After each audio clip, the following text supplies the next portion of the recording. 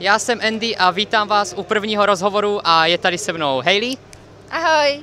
A vlastně já Hayley položím pár otázek a doufám, že mi na všechny nějak odpoví. Takže první otázka je vůbec, Hayley, o tobě se ví, že jsi ze Slovenska a jak ti vůbec sem dlouho trvala cesta? Približne 9,5 hodiny vlakom. Tak to je teda pěkně dlouho a vlastně já bych se chtěl zeptat, proč si ty vlastně začal vůbec točit? To je taký dlhší príbeh.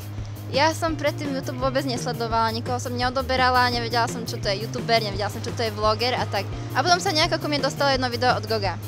A on tam točil z Maggie. A ja som strašne na tie psíky, ja som strašná psíčkárka, tak mne sa to zapáčilo a začala som sledovať ďalšieho videa, kvôli tomu, že tam bol ten psík a mne sa to páčilo. A potom som si uvedomila, že už mi tam ten psík ani tak nechýba a pozerala som, že to je celkom ako taký zaujímavý štýl trávenia voľného času, robiť také vlogy. A nejako som sa cez neho dostala k ďalším youtuberom, ako nielen ako slovenským, českým, ale aj zahraničným. A začala som to tak viacej sledovať a potom som si povedala, že mohla by som aj ja niečo také skúsiť, že to vyzerá celkom super. Tak som skúsila natočiť jedno video a povedala som si, že to je len také na skúšku, že uvidíme, ako to pôjde. Už som nemala v pláne točiť nič iné, ani sa stať nejakou veľkou youtuberkou, ani nič. Proste natočila som jedno také skúšobné video a to bolo všetko.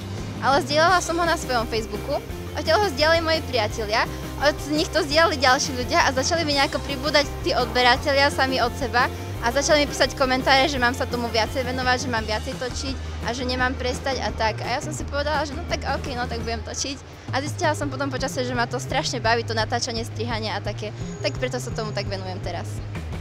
Dobře, takže tvojí největší inspirací byl Gogo, nebo kdo tě tak nejvíc inspiroval? On, lebo vďaka nemu som sa k tomu celému dostala, takže jedine on. A sleduješ více zahraniční nebo českou a slovenskou scénu? To by sa dalo povedať, že tak, nedá sa povedať, koho sledujem viacej. Sledujem aj veľa českých a slovenských, ale aj veľa zahraničných, asi tak na pol. A je toto tvůj první kanál, nebo jsi měla předtím víc kanálů? Toto je môj prvý, ja som ani nechcela na ten kanál nič natáčať, som si ho založila, len aby som mohla komentovať videá a tak. A potom som na něho nahrála to svoje prvé video, tak už som si ho potom nechala. A co bys tak chtěla na svém kanále dál točit a čemu by se chtěla tak nejvíc věnovat? Tak zistila som, že dosť veľa ľudí baví, keď točím nejaké videorecepty. Ja som si myslela, že toto ľudí nebude baviť. Ja som to tak skúšala natočiť a myslela som, že recepty ich nebudú baviť. Ale tak som zistila, že áno, tak určite sa budem venovať tým videoreceptom a ešte nejaké videá, kde niečo budem vyrábať, tvoriť, kresliť a také veci. A jinak mohla bys nám vysvětlit pojem Brony nebo Bronies a co tohle je vlastně za komunitu? Tak je to vlastne komunita, ktorá obľúbuje seriál My Little Pony. A ja medzi nich patrím. A vlastne to Brony, to slovo znamená pony, bro. A dokopy je to Brony. Takže tak sa vlastne nazývajú ľudia, ktorí majú radi poníky. Dobře, o tobě se ví, že máš, myslím, 2 psy a vlastně máš ještě nějaký jiný domácí mazlíčky a měla si někdy nějaký třeba jiný? Teraz už nemám iných, teraz mám už len tie psíky, ale niekedy som mala aj rybičky, aj škrečky.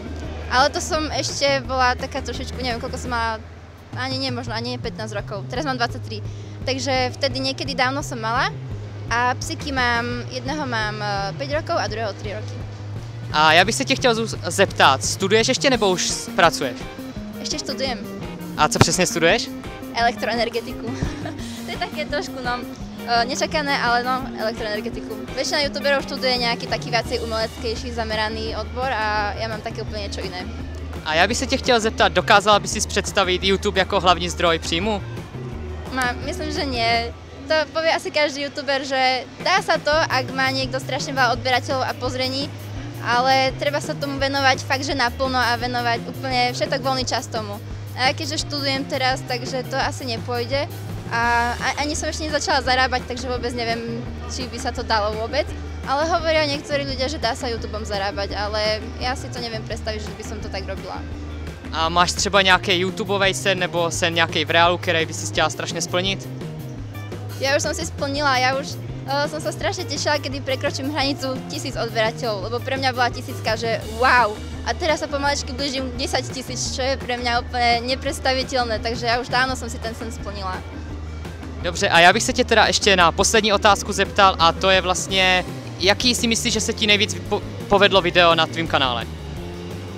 To ja neviem posúdiť, ja mne sa žiadne video nejak tak extra nepáči. Ja stále, keď ho dávam na YouTube, tak proste mám strašný stres, či sa bude ľuďom páčiť, že či je dobre urobené alebo tak. A potom oni mi napíšu, že je úplne super a ja som úplne prekvapená, že však mne sa až tak veľmi nepáči. Takže ja to skôr nechávam na hodnotenie tými ľuďmi, lebo ja svoje videá vôbec neviem ohodnotiť alebo tak skomentovať. Čiže to by museli vybrať oni, ja fakt neviem, ktoré bolo najlepšie. Dobře, tak já ti teda děkuju za rozhovor a budu se těšit na další tvý videa. A ja ďakujem, ahoj.